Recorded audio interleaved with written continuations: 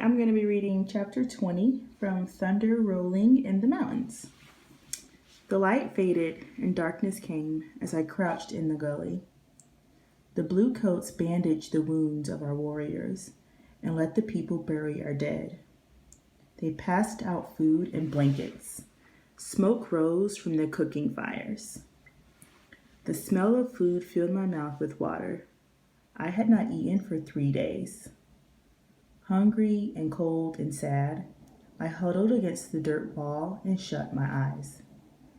While my father spoke to the generals, Whitebird and a large band of our people had slipped away from the camp and started north. Now they were a long march away. I must start alone for the old lady's country, I told myself, but I would wait until the camp was asleep. As the night wore on, voices died away. Soon all was quiet. A horse nickered, a man coughed, a baby cried. Nothing more. Still, I waited. I waited until the stars moved the space of my 2 hands across the heavens. Then I wrapped a pan, a knife, and a buffalo horn for water in my wedding blanket. I crawled to the end of the gully that was farthest from the camp.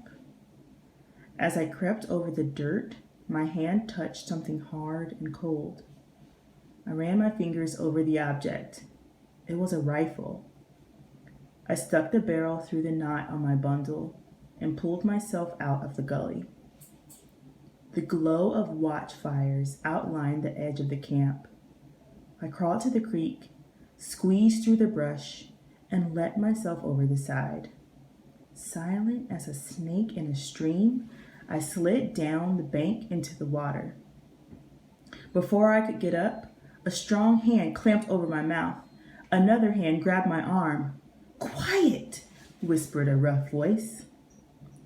Fear struck through me. I did not move. The hands relaxed their grip. "Are you not going home with Chief Joseph?" asked the voice, gentler now. I peered through the darkness. It was Swan Necklace. He had not surrendered with the warriors. A burst of joy rose in me. "I am going to Sitting Bull," I said. "I will never go with the white man." "Let us start," said Swan Necklace.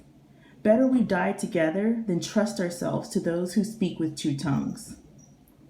We followed the creek until it turned back toward the camp. Then we climbed out of the gully and began to walk toward the star that never moves. Snow covered the ground. Swan Necklace was still stripped for battle. He had no moccasins. I untied my bundle and cut strips of buffalo hide from the road. Swan Necklace wrapped his feet in the soft fur and pulled our wedding blanket around his shoulders. He carried our guns, and I carried the rest. We walked until light streaked the sky. My moccasins were worn and my feet ached with cold. Swan Necklace said nothing, but his legs were bare. Swan Necklace found us a protected place out of the wind. While he dug a hollow on the side of the hill, I looked for buffalo chips. They were covered with snow and hard to spot, but I found enough for a small fire. We rubbed each other's feet to keep warm. We rubbed each other's feet to warm them, then huddled beneath the blanket. Heat from the fire spread through us as we slept until the sun was high. I woke to the touch of Swan Necklace's fingers. He brushed my cheek until my eyes opened. "Wake, my love," he said softly.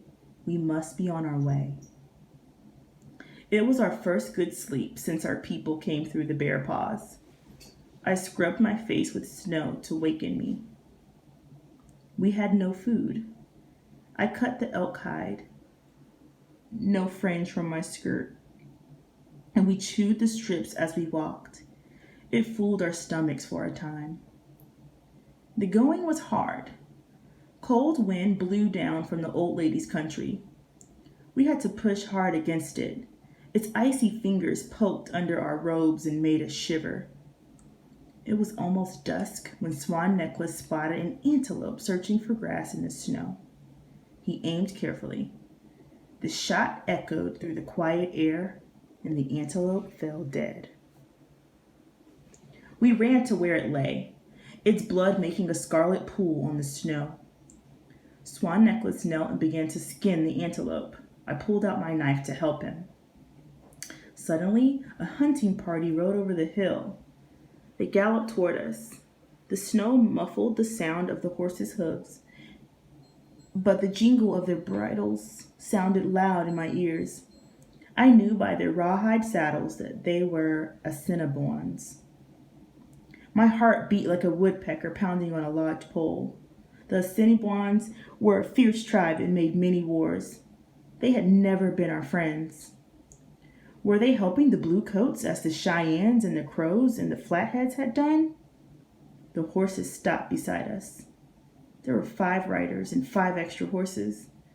They had been on a long hunt, and 2 of the horses carried meat and hides. Their leader raised his arm in greeting. He had been on this earth as many snows as my father. Strips of ermine showed white in his braids. His beaded moccasins were made of soft elk skin. Beneath his saddle was a fine blanket of red wool and otter skins. It was a chief's blanket. Across his saddle lay an old musket, the kind most of our warriors used before we picked up rifles on the battlefield. The other 4 men had no guns. They carried bows and made from horns of mountain sheep. They must have traded with our people for them, because only the Nimipu made such bows. The leader made signs to say that all the tribes were brothers. He touched his chest and said his name was Red Elk. We signed back that we were friends and said our names.